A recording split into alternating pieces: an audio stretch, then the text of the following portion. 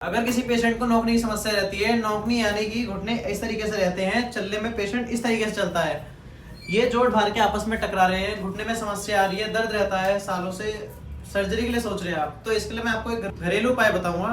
आपको कुछ नहीं करना, सिर्फ एक छोटा सा पॉइंट करिए और नौकनी की समस्या से आपको काफी आराम मिलेगा।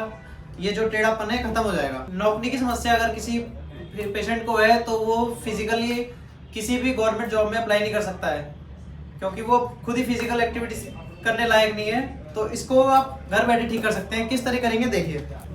पेशेंट के पैर को इस पोजीशन में रखेंगे, एक पिलो हमने नीचे रखा है और दूसरा पिलो अपनी काफ मसल के नीचे, जिससे पैरों पे प्रेशर ना आए, दर्द ना बढ़े। अब किस तरीके से करेंगे, घुटने के दोनों साइड अपने पैरों से प्रेशर देते हुए, हल्का हल्का प्रेशर देते हुए नीचे की तरफ जाएंगे और ऊपर वाले पैर से ऊपर की तरफ जाएंगे। कम से कम 10 से 12 पॉइंट बनाएंगे।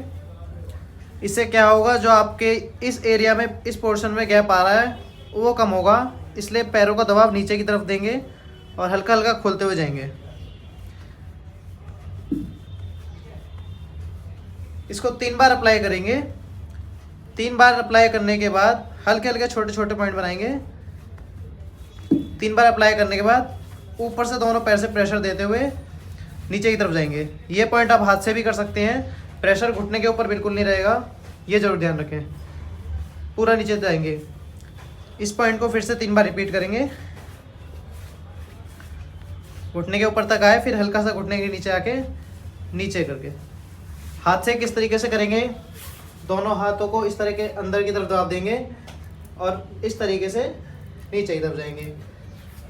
अपना तीसरा पॉइंट क्या रहेगा, घुटनों की साइडों में दबाव दिया और सिर्फ एक पैर से नीचे की तरफ हल्का हल्का प्रेशर देंगे आधे पैर तक। इसी तरीके से यहाँ से घुटने को ब्लॉक कर लेंगे, फिर ऊपर से हल्का हल्का नीचे की तरफ दबाव देंगे